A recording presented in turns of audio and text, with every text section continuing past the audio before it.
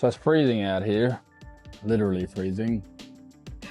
For those of you listening in the Southern Hemisphere, it is, I think, -7 or 8, something like that. Snow is outside, it's cold, and we're kind of not necessarily snowed in, but there's a lot less traffic on the roads, obviously, because people down here where I'm staying aren't really used to the snow. It's not often the snow comes out. So they're not really equipped as far as having the right gear and stuff, or moving and driving and whatever. So it's a little bit of a little quiet little time. I thought I'd try and sneak out here. There's not many cars on the road. I've driven in the snow a few times. I'm kind of aware of basics. Don't need a big four-wheel drive. Most of the big four-wheel drive guys down here are doing burnouts and donuts and skids and swerving side to side on the roads to try and clear up some of the snow on the road anyway. So it's a little bit of good times. Just a little fun to try and clear up the roads a little bit. Obviously all in safe manners, and it helps a lot actually. It makes a big difference. So some of the roads being cleared up down to the actual asphalt, so that helps a lot, even though I don't have a big truck or anything four-wheel drive. So I was able to get to the gym, and here we are. I think there's one other dude in here, and everybody else is probably just staying inside. It was also middle of the afternoon, so maybe people are a little busy with what they do. But I don't have much to talk about as far as the morning sessions is concerned. Well, not morning sessions, but first part of the sessions is concerned. I've decided to try and separate my videos a little bit from the rambling rants that I have on here. I'll separate them as different videos altogether from these gym sessions that I'm doing at the moment. I'm enjoying the gym sessions as they just sort of pass the time by, as far as mentally, as far as getting the sessions done. I enjoy sharing the bits and pieces that I do and think through the exercises. So that part I'm really quite happy with. But just upon a little bit of reflection, I ramble because my mind is scattered, and hence why I've called these sessions therapeutic, and I really, really enjoy recording them and sharing them with you guys. So thank you for those, 20, 30, 40 people that are watching these videos so far. It's really helping me, in a way, keep going, I guess. If it was only 2 or 3 views per video, it might be a different story, but we start somewhere small, and I'm also not promoting or sharing these at all anywhere. So once they do sort of get out there, hopefully I can help and affect a few more lives along the way. I'm really doing this for myself, therapeutically speaking, but also in the providing and hoping to provide more information, more knowledge, more encouragement through tips, tricks, advice, life advice, sort of along the way, but mostly gym advice on all the mistakes I've made, all the mistakes I've seen other people make, and trying to sort of dwindle that down to as minimal a number as possible, just to help everybody out with their time in the gym, be a bit more efficient. I've wasted a lot of time, although I've spent a lot of time, and I would say an overwhelming majority has not been a waste. I have wasted some time in the gym trying things out, doing anecdotal evidence-based training on myself and clients willingly, just trying new things. People do get a little bit bored, I understand that. For me, it's not really about that, it's a duty for me. I will touch on this one part. I'm not sure if I've talked about this previously, but the one thing I do believe in, and is starting to come out with a little bit of science-based evidence, which I think a lot of people need to know that, science-based. I need to hear those two words put together somehow, since, whatever happened in 2019, 2020 seems to be the new thing. But we hand down a lot of our genetic coding to, our children, and our ancestors handed it down the line to us. And what makes certain people certain ways, I believe, comes through that genetic coding. Now, without getting into much of the extreme wording and scientific breakdown of all this, because I actually don't really know it off the top of my head anyway, I appreciate that I was handed down good genetics by my parents. And what I'm planning to do by doing this, I have always trained, exercised, worked out, being relatively athletic at whatever level, I plan on continuing this. I plan on encoding my DNA so strongly with this that it has absolutely and 100% an overwhelming, I guess they're not, my kids aren't going to be able to choose. It's going to be in their DNA to be healthy, to work out, to be, relatively physically active. I believe almost anything can be healed through naturally, almost anything, naturally through the activity that we do outside. Whether it be things from grounding, sunlight, fresh air, meditation, the cleansing through the things that most of us, think is a little bit woo-woo, but whatever. But things like sunlight, moon, the sea, and the forests.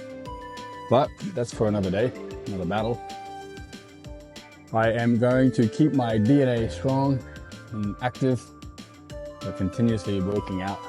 I enjoy it, especially now having to have that time to share with you guys here in this manner, with this medium. So it's giving me a new light on a little bit more of the health bits and pieces that I'm doing. I'm sparking up a few things that I've sort of dulled down over the years, relighting and reigniting a few little fires that have been put to rest for whatever reason along the way. And I'm feeling a little bit better about myself in that regard. I'm feeling a bit better about coming back to sort of where I believe I belong a bit better, a bit more, feel stronger, bigger, better, badder, whatever all those little words and lines are. So I won't rumble on and rant on too much, but I'm going to do about 10-15 minutes of this just to really warm up because it's freezing outside. And I did rock up in tiny little shorts in what is essentially way below freezing weather. So I'm going to do this for a little bit longer, but I'm not going to drag you guys through it. So I'll see you guys on the floor when I get out there. And in the next 5 to 10 minutes, I will decide which one of the 2 workouts I'm going to do based on how I feel. As I have 2 that are due, 2 types that are due. So see you guys there. Right, so going with option B. Not that you knew what option A was, but I've gone with option B. Just decided I'm going to do a few sort of simple basic exercises that I think can help a lot of people as far as getting a little bit more of a workout in without going into super heavyweight. I've had some people ask questions about, like not necessarily building muscle in as far as a bodybuilder is concerned. I'm not that type of level of bodybuilding, but still the building of muscle tissue, the fact that we start to lose muscle at a certain age, sort of 30, 35, and then increasingly lose more and more as the years go on. Things like building muscle, although if you are doing it at the rate that you are building at the same time as the rate you are losing, you'll always be sort of staying the same. You'll technically always be building muscle. And you want to be building muscle because it is a fat burning tool. It is healthy for you. They're finding a lot more research there. There's a doctor called, well, I'm not going to mention names in case they don't like this stuff, but there's a female doctor out there, fully tattooed, starts with, her name's the same as mine actually, so you can do a bit of research, and then her surname is the king of the jungle. You understand what I'm saying? I think it's spelled differently, but if you do a bit of research with what she talks about, there's a lot of stuff there that says that building muscle is ultimately one of the best things we can do as far as longevity. So there's a lot of things we can do hormonally, there's a lot of things we can do genetically, there's a lot of things we can do with our health internally with vitamins, minerals, and supplements. But building more muscle, having more muscle tissue is also one of those things that helps a lot with longevity, with aging and all that type of stuff. So I'm a big fan of that, obviously, because I'm on board with that bullshit anyway, generally speaking.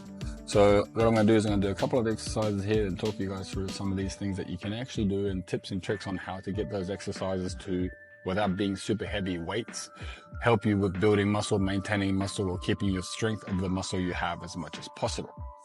So we're going to start off with an overhead press, a little bit of a shoulder press. Now, I don't shoulder press above my head very often because, as I've mentioned before, a couple of surgeries and stuff have sort of stopped me from being able to sort of do that for years and years, and I just sort of found ways around it and found myself moving a little bit better if I just got around those issues. Now, in saying that, That's not to say that it's for everybody, but I will be trying to go through the little bits and pieces that I found along the way with my little niggles and injuries to help me still maintain some strength and keep some muscle, if anything, sometimes even being able to build a little bit here and there. I have gone through some phases over the last few years where I've tried to build a little bit of muscle and I found myself losing some from being a little too busy and or / lazy, or unable in some cases actually to be able to get to a gym that has decent enough weight for me to be able to build muscle. So I've had to try and find ways with body weight to maintain.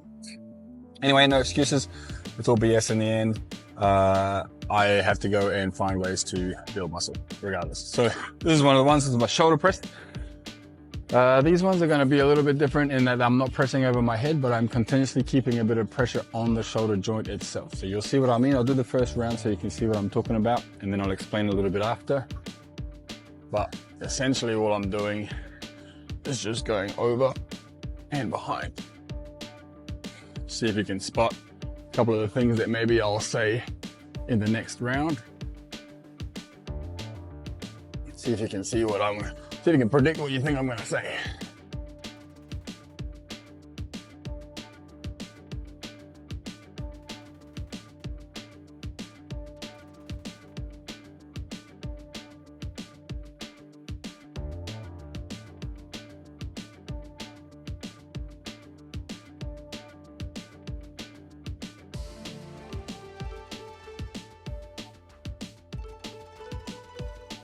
Okay, definitely not counting, but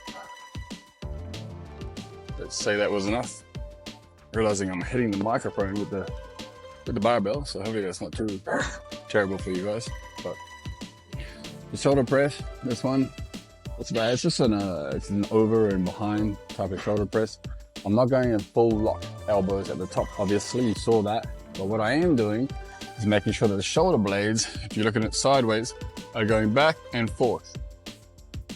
All right, the shoulder press itself, although the elbows come forward slightly at the beginning, in the front part, in the rear part, the elbows go back, but more so the shoulder blade goes back. The shoulder blade goes back to open and extend the chest out without lifting my sternum, just by moving the shoulder blade. The shoulder blade joint, like these joints here, move obviously in this direction. Shoulder blades do a sliding movement. The shoulder blade itself slides along the ribs, right? But that's its movement. It does some winging and stuff too if you don't have the right musculature to keep it in perfect alignment, which is extremely hard to do, especially this day and age. But the movement of the shoulder blade itself is a sliding joint. So you want to use that. So we slide the shoulder blade back and forth. It looks like I'm moving my whole shoulder, which in a way my shoulder girdle, my shoulder joint is moving, right? But it's moving from its axis, from its point that the shoulder blade connects to the back of the ribs. So I'm not actually moving the structure of the shoulder inside the structure. I'm just moving the whole joint. So as I'm doing the shoulders forward and back, up and down, that maintains the same amount of tension and pressure on the shoulder muscle, the deltoids. You know, the front, the side, and the rear deltoids are the ones we're talking about here. They maintain the same amount of pressure from the weight of the dumbbell or the barbell, whatever it is that you're using. You can use bands as well. But then I'm using the mobility of the shoulder sliding joint as far as the scapula is concerned, the shoulder blade is concerned. So I'm utilizing a little bit more of that in there. That stuff helps, that stuff works. I enjoy it. Keeps me thinking a little bit too. I don't have to think about shoulder pressing. That's pretty simple. But I have to think about the sliding shoulder, the joint moving and sliding properly, without traps kicking in, without neck going crazy, without my head going forward and back and forward and back to trying to avoid the bar, which is the common thing that most people will do at first, to keep an eye on all that. Now that you understand a little bit more what I'm talking about and how I do it, see if you can spot the bits and pieces I've just talked about as I do the second round. What I might do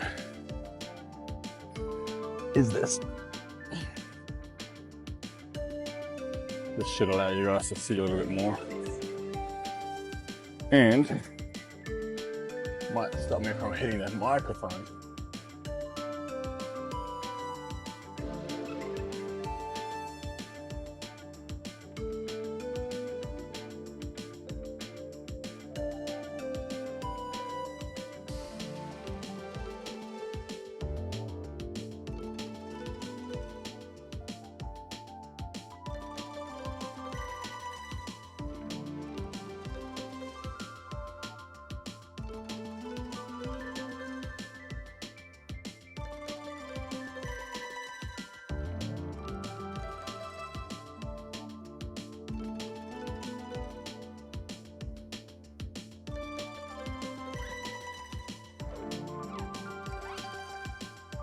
All right, so there's about 12 each side there. By side, I mean forward and back, I guess. And you'll see that my head wasn't bobbing back and forth. It wasn't moving forward and back, trying to avoid that. What I'm trying to do with this situation here is, as I said, keep that constant pressure on the shoulder joint and the shoulder muscle, sorry, whilst moving the shoulder joint. So this helps with a little bit of weightlifting. It makes it feel a little heavier than it actually is over time. This would be a great warm-up exercise if you didn't have big dumbbells to do shoulder presses or lateral raises, using this exercise to pre-fatigue the muscle, so that by the time you got to your, maybe your lateral raises, your dumbbell side raises, lateral raises, or a shoulder press, if you use this as a pre-exhausting exercise, not only are you getting good mobility work with the shoulder blade moving, as I explained earlier, but you're also getting a bit of pre-fatigue muscle, which will mean, so you're also pre-fatiguing the muscle, which means that when it comes time to doing the shoulder press itself, it will feel heavier on the joint, even though you may not have necessarily the heavier dumbbells or barbells to get a heavy workout in. By heavy, I don't mean forcing yourself to have a stressful face. Relax your face when you're training, guys. There's absolutely no point in straining your face. It doesn't make it easier. There's no point in yelling and screaming. It doesn't make it any easier. It just draws attention to you. So if you're a little peacock and you like a little bit of attention, then go for it. But otherwise, I'm not a big fan of showing people I'm in pain or showing people how heavy something actually is. It just is or it isn't. And it's up to me, you know.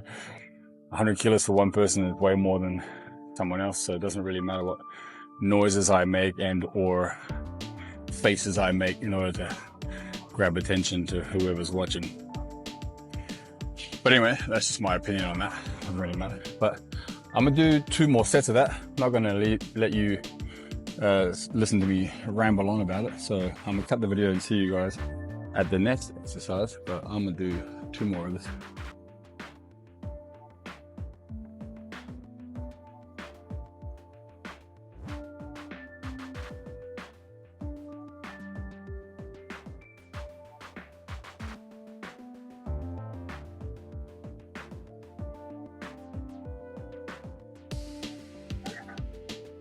All right, so the next exercise is going to be an upright row. An upright row is one of those exercises that quite often a lot of people get wrong. Quite often a lot of people do things a little bit differently than I think you're supposed to, but it's not the fault of their own, as they're just being taught by the trainers and the coaches. And the trainers and coaches are still running maybe sometimes on some older sort of, not necessarily science, because I don't believe that's science. Just, yeah, we're just trying to figure it out. You know, if you think about it, weight training, exercise planning, all these athletic movements, gym work, is all relatively new in the span of how long we've been around. And there's still some stuff that we're trying to figure out as we go along. So when you're doing the upright row, the most important part is to make sure that the shoulder stays sort of slightly rounded forward and the elbows stay in front of the front part of you. If you cut yourself down in half this way, as in the front and back, you want the elbow to be in the front half of that imaginary line. Okay. That's going to allow you to be able to lift through the shoulder. The traps will be used, the neck muscles will be used, and the forearm muscles are being used a little bit as well, but it stops you from, you don't want any rotation. You don't want to have your elbows rotating, okay? Because then you're using the rotator cuff muscles inside that movement, and the weight you'll be lifting, although I'm not lifting any weight, my first little warm-up set there, you don't want any heavy weight on a rotator type exercise, okay? That's just something I've developed over time. A bit of a anecdotal evidence based, I don't want to say test, but you know, I figured out over the years, having a lot of rotator cuff issues, that you put a lot of pressure on the rotator cuff by doing that, especially with heavy weight, and it's not something you want. You can strengthen the rotator cuff muscles with very minimal weight and a lot more resistance with timing, making sure you go slowly with bands and all job exercises and all this kind of stuff is going to be much better for you than trying to do heavy weight as far as rotator cuff exercises. So don't rotate as you're lifting up. And the traditional upright row with a narrow grip does that. It automatically puts you in a rotation because the elbow can't lift all the way forward that way. It's very uncomfortable. You put yourself and your shoulders and your neck into way bigger of a disposition than it should be. And you have to put the weight out because you have to avoid your chest, you know, with your arms and your thumbs. So putting the arms out wide, almost at a 90-degree angle, and making sure that you're only lifting this way. I am bowing forward slightly to allow for that chest to not get hit with the bar That way I don't have to do anything else to try and avoid my body. Bow forward. My body is slightly forward, but the plane of movement is still perfectly vertical. Or it's trying. I'm attempting for it to be perfectly vertical, straight up and down with the bar, even though my body's bowing slightly. I can bob up and down with my knees to sort of spot myself if it does get a little heavy, but I don't tend to go too heavy with these again. As I said, rotate a couple extra sideways. I stay away from heavy weight with that. I'm going to add a couple more plates on the side, do a couple more sets of that, let you guys see what that looks like.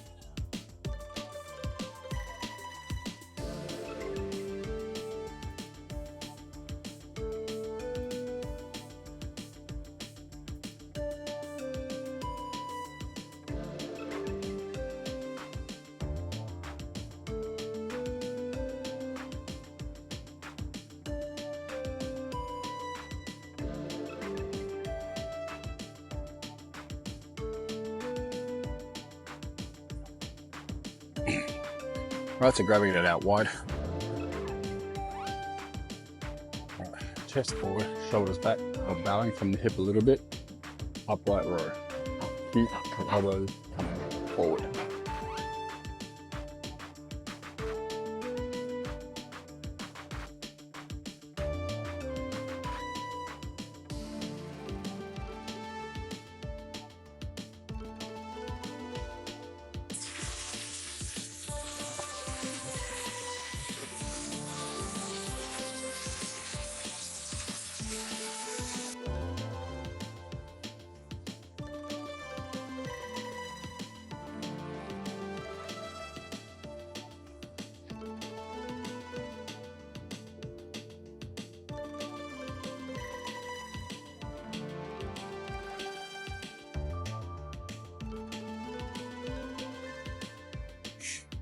It's a little bit more weight for the next time. First set was a bit of a warm-up, making sure that everything's nice and light, especially to perfect the technique. Make sure that if I am a little tighter from previous days, exercises, lack of stretching, sleeping funny, I'll be able to sort that and see that and feel that in the warm-up set prior to anything with any weight on it, so that I don't injure myself or potentially injure myself. Quick tip. You may hurt yourself in an exercise sometimes. If I was to just do a bicep curl, and all of a sudden go, shit, I feel like my bicep curl, my bicep just pinched a little bit, or crushed a little tear, or it hurts a little bit, let's say immediately after the set or after the workout. That doesn't mean that you just hurt your bicep doing bicep curls, okay? Most of the time, it means that your bicep would have been already pre-fatigued, not recovered enough. And then the exercise that you did just caused it to sort of snap, just caused it to, it went too far, you know, a little bit too much water in the glass, and the glass is spilling over, so to speak. But what did you do in order to cause that glass to be full is where all the injury led up. Now the little snap at the end where you poured too much in and it spilled over, that's not what hurt it. The hurt is the fact that you have your glass full before you started doing any exercises. You need to make sure that the exercises are in accordance to how you feel and how you're recovered. And that's why I always say, sometimes you see me talking in there when I'm doing my cardio, I'm gonna see what I'm gonna do when I get there, right? I have a predisposed planning session that I have macros. If I zoom out, I have a big plan. But each individual session, I'm not gonna go in on Monday and do chest because Monday's International Chest Day. If my chest is still sore or hurt, or I know I use it a lot during the weekend for whatever reason, thinking just because it's Monday I have to do chest day, otherwise it's going to be a week until I do it again. I'd rather wait that extra week or change that plan to a Thursday or something for some reason, and be able to continue to use my chest without any injury by giving it more rest, more time for that glass not necessarily be full. Right? So just because you hurt yourself in one movement or in one exercise or in one set or in one rep doesn't mean that that's the one that actually fucked you, you know. It does mean, however, that it can definitely be that if you do something really ridiculous, didn't warm up, and you're lifting too much weight and your ego's lifting, that it is possible. I'm just saying that if it seems a little random and you don't really get injuries too much and you're not injury prone because you're not training stupidly, then yeah, these type of things you need to assess. Did I rest and did I recover? Am I rested or recovered as a whole? Is my body able to rest and recover that specific movement, right? Sometimes it's the weakest link in the chain that breaks first. So even though the bicep may have technically, got hurt, it may be the fact that your lats weren't able to support the shoulder in order for the shoulder to be pulling. The bicep pulls from, remember, the bicep attaches here in the forearm and here in the shoulder. So if the shoulder here is moving because the stabilizing muscles in the back and in the traps can't stabilize that shoulder, then the bicep is not only pulling necessarily more weight than it should be on the tension of the bicep itself, because it's unable to connect to something strong. It doesn't have a strong foundation. It can't pull from anything strong, right? So if I'm trying to pull this rack around, I want to pull myself to the rack, but the rack is moving. I'm going to use more energy to pull myself towards the rack because the rack is moving towards me at the same time. So I don't have any anchor. I don't have something strong to pull from. Same thing with biceps, same thing with almost all muscles. They are connecting to two different parts of the body. That's why those parts of the bodies move closer together in contractions. So you want to make sure that your body is stabilizing as much as it is doing the movement, and that everything is connected together, is happy, healthy, and strong and recovered and rested. And that's why I do my first set on these things very light, just to see if I'm feeling anything. Maybe I'm tighter, and I work through that before I actually start putting weight on. Anyway, I took way too long explaining that than I wanted to. I apologize, / don't really, because that's kind of the whole point of these videos. And I'm going to do my second set of weighted, and then put a little bit more and do my third set. I'm gonna see you guys in the next exercise. You don't need to be following me for this. It's basically the same thing. You got the instructions, and I hope you guys got a little bit more out of that than you had prior to me ranting. See you guys on the next exercise. All right, so a set of upright rows has allowed me to warm up a little bit the shoulder. So now I'm going to show you guys the stuff I would recommend with a little bit of rotation. Excuse me, frog in the throat. So I'm going to do these cleans. I'm by no means a professional when it comes to powerlifting. I've just been taught what I've been taught over the years with powerlifting courses and trainers, as well as doing a little bit of the CrossFit type stuff. So it's not 100%, this is for sure, but it's definitely going to be a little bit better and safer than the average person, as I believe I am a little bit better than the average trainer. So this is a bit more of a narrow grip than the prior wider grip with the upright row. This is a bit more narrow. And the one thing you need to understand with this is we are creating momentum and power through the floor for the bar to move. All right, it might feel like you're just lifting up and you're getting the bar to move from the power of lifting up, but we're actually pushing into the floor to pull the bar up. All right, the arms are just holding, the grip are just holding the bar, so to speak. I'll be able to throw this bar around a little bit more than if it was, say, a heavier weight on there, like real powerlifting. But if you watch a powerlifter do this, you'll notice that they are literally just pushing into the ground as hard as they can. That's why they have huge legs and backs and shoulders and grips, because it's actually all the lower body, right? I mean, all, mostly, not all, but mostly your lower body. Then the upper arm, the upper body and the shoulder does a lot more of the technique just to control the bar. So what you'll see here is it's somewhere of a hybrid in between, where I'm not going to be using so much weight that I need to use my legs so much, and I will be throwing the bar a little bit as far as using the muscles of the arm, because I want to do that. I'm doing it so that you can use the exercise with a little bit of power, a little bit of speed, and not utilize too much weight, so I can do some of the rotational bits and pieces I'm looking for in the shoulder girdle and the shoulder rotator cuff exercise, rotator cuff muscle group. And I'm going to be able to basically work out a little bit of that shoulder girdle, those rotating muscles, a little bit at the same time as the upright row is the up and down a bit. Right. So keep an eye on that. This is what I'll be doing just for now. A bit more of a narrow grip, power up with the legs, and then just snap the elbows around. All right. That's a simple example for you. Just realized my ring is on the wrong hand, wrong finger. So pop up and then catch. When I catch, I'm catching with a wrist bent, as you can see here, but I'm not gripping all the way. I'm relaxed, and you'll see the bar hits my shoulder muscle. All right. Now I'm not going to have it hit the shoulder muscle every time because I'm trying to be conscious of a microphone I'm wearing. But technically speaking, as you catch the bar, it would be hitting the shoulder muscles every single time. That's how they're able to hold that much weight on there without using their wrists, okay? Then popping off, same thing. One other thing you might notice, the bar is lifting up and down. Let me turn so you can see. The bar is lifting up and down on the same plane. It's not popping out wide like this. Biggest mistake people do, they pop out wide like this. The bar stays upright right here, okay? Alright, so keep it close to you. I'm gonna do a quick set.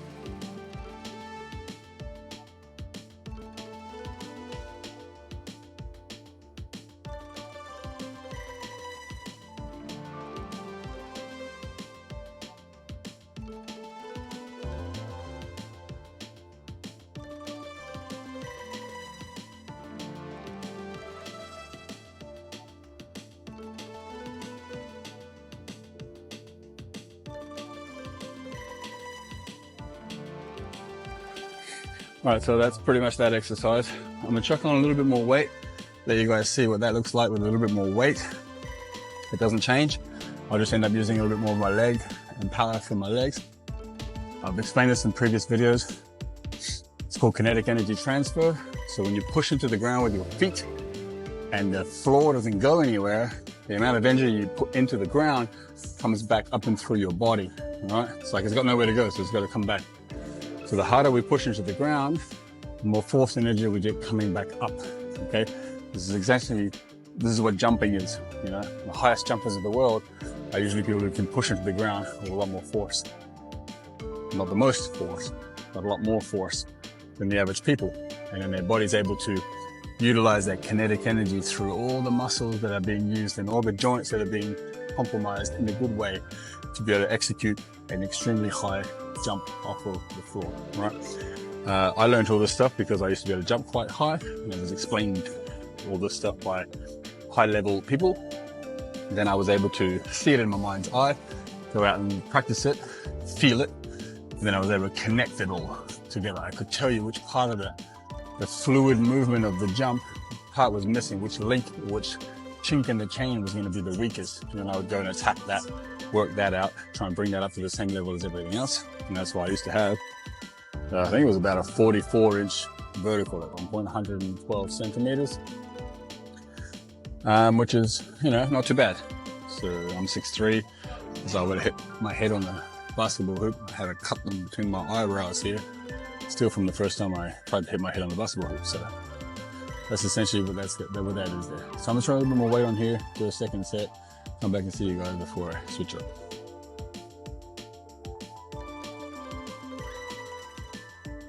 All right, so I'll just do a set of about 10 or 12, keeping it controlled with a decent amount of weight this time.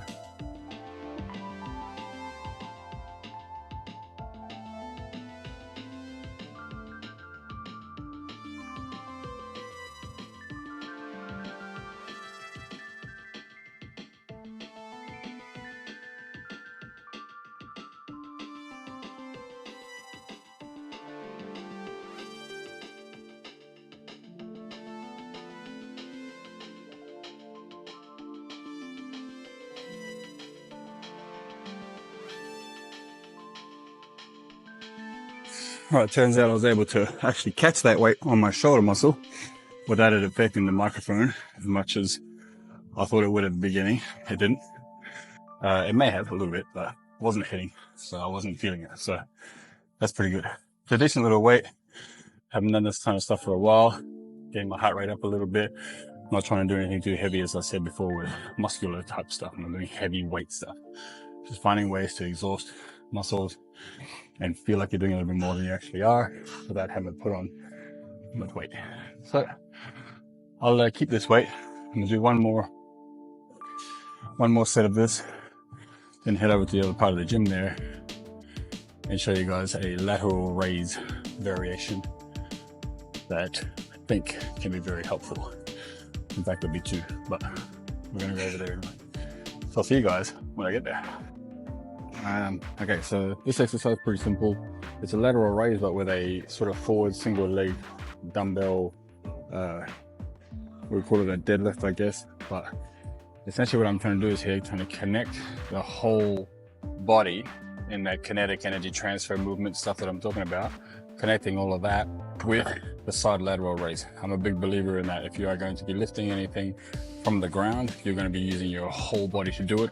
and not trying to stick to these ridiculously crazy perfect body technique type things that people talk about with, you know, making sure that you stay exactly back.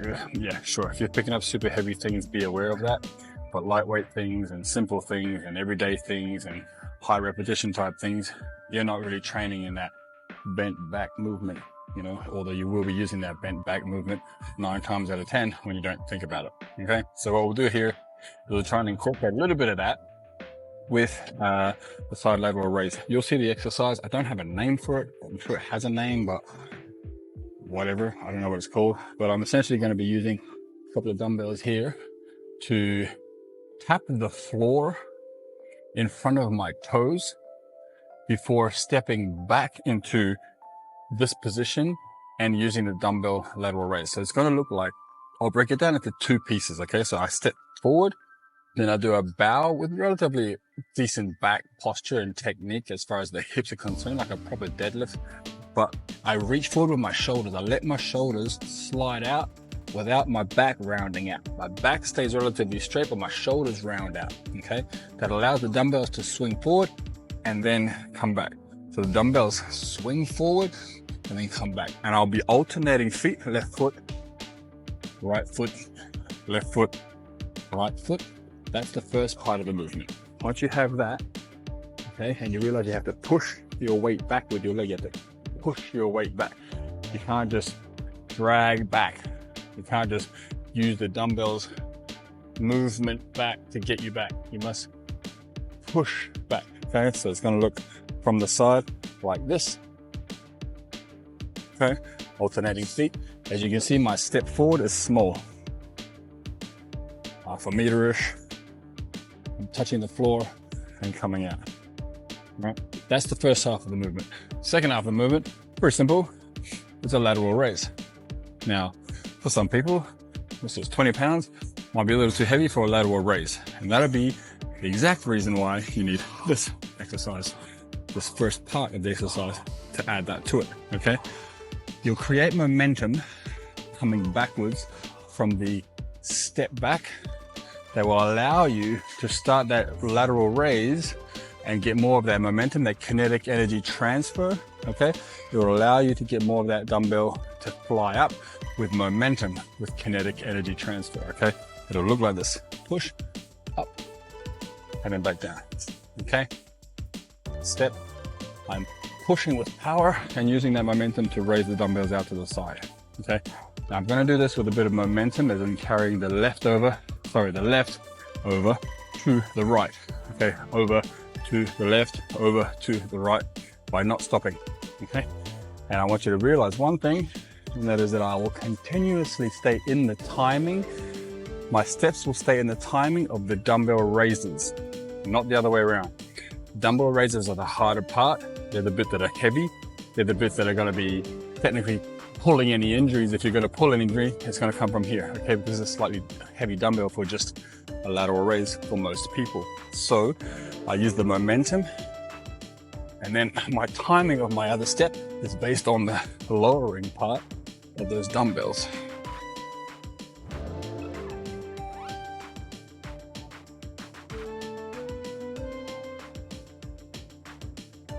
A little bit off balance, eyes in the wrong spot.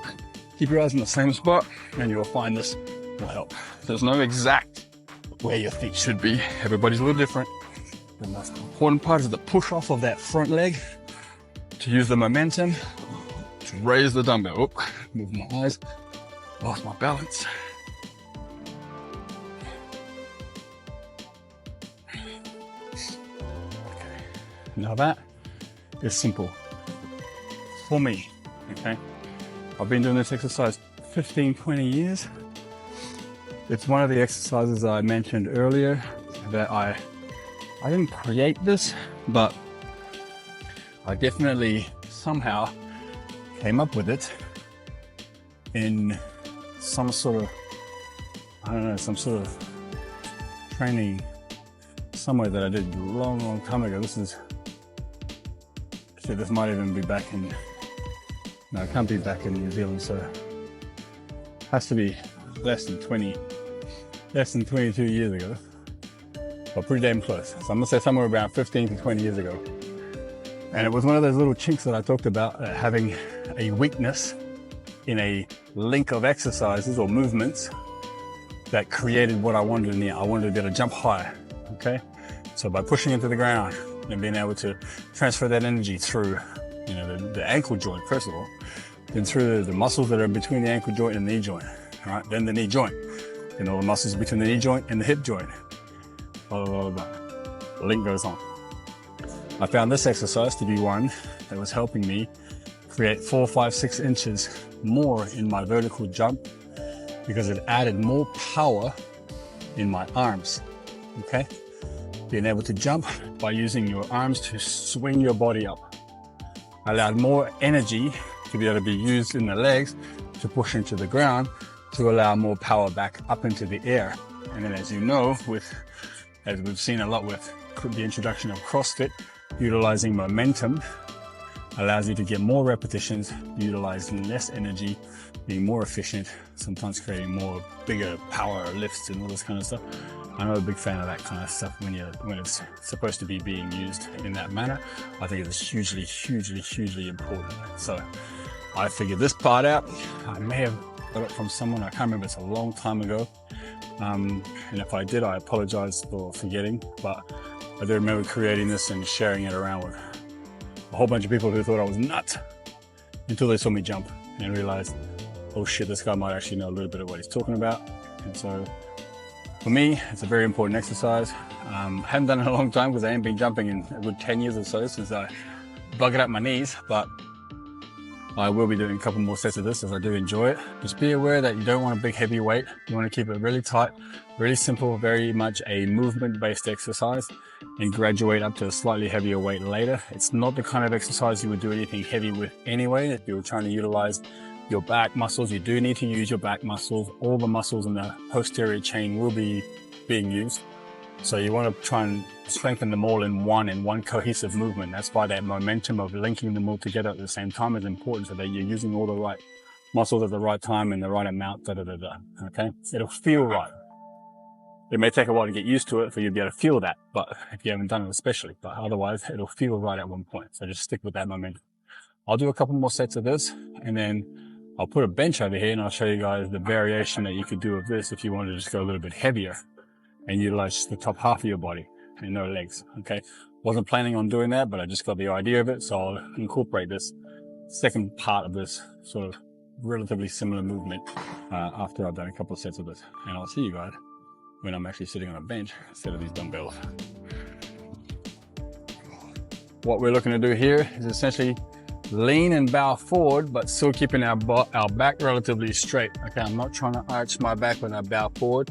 I'm keeping it back straight, but I'm just bowing forward and back from the hip joint, okay? And all we're doing is going enough forward, bowing enough forward to allow the dumbbells to reach and touch between your legs without too much rounding of the back, as I said earlier, and too much of the shoulder displacement, okay? We want a little bit of movement of the displacement part. We want a little bit of movement, but under the control of us knowing that we're putting it in that place, okay? That way, if we allow the muscles to take us, or move that joint to take us to that sort of spot there that we want, we allow those same muscles or the antagonists of those agonists to come and bring those muscles back and to contract the muscles to bring that joint back. That way we are in control of the movement of the joint, all right? And not just letting the joint do what it wants. I dare say for the most part, my right shoulder, my left shoulder are going to be doing relatively the same thing. Maybe there's a few little tightnesses that might make them slightly different, but for the most part, they're doing the same movements, okay? And all we're doing is coming forward. We're pushing into the ground with our feet, okay? It might sound silly, but it's the same as that other exercise we just finished where we push into the ground and bring momentum back. We're doing the same thing to create that movement, to open the arms, to do that lateral raise. These dumbbells are, I think, twice the weight of the ones I just did before, okay? I'm not 100% certain, but they'd be at least twice. So these would be about 35 to 40 pounds. Okay, they're 35, so they're basically just double, almost double the weight, just a little bit under. So I'm going to be needing a bit of momentum. I'm going to be needing a little bit of force to create that, because I can't side lateral raise 35-pound dumbbells just sitting there, okay? okay, maybe to show off, but it's not going to be my going weight for these sets. So what you'll find is by pushing into the ground, creating a bit of that momentum, that kinetic energy transfer, by pushing into the ground and getting all that energy back and through your body, not only are you utilizing all those muscles in that posterior chain and putting all that energy into the shoulders, but you're utilizing also the ability for your body to use all the links in the chain, okay? But we want that. We want the body to be able to continuously use every link in the chain efficiently and effectively. There'll be some points and some times where you'll find a weakness. We train those, right? Or it's gonna break. You know, the weakest link is where the chain will snap. So to prevent ourselves from having any injuries, which is what I have been training and how I've been training people in what I call prehab, not rehab. So we use prehab exercises and techniques in order to keep ourselves out of rehab. I use prehab based training and philosophies. I'm not sure if that's something people actually do or not. I'm pretty sure I'm not smart enough to have made that up, but I use prehab based exercise type techniques and training and tips to keep me out of rehab. I've been in rehab enough times, physical rehab, and I don't want to be in there again. So prehab exercise techniques, kinetic energy transfer is one of those extremely important techniques. So it looks like this.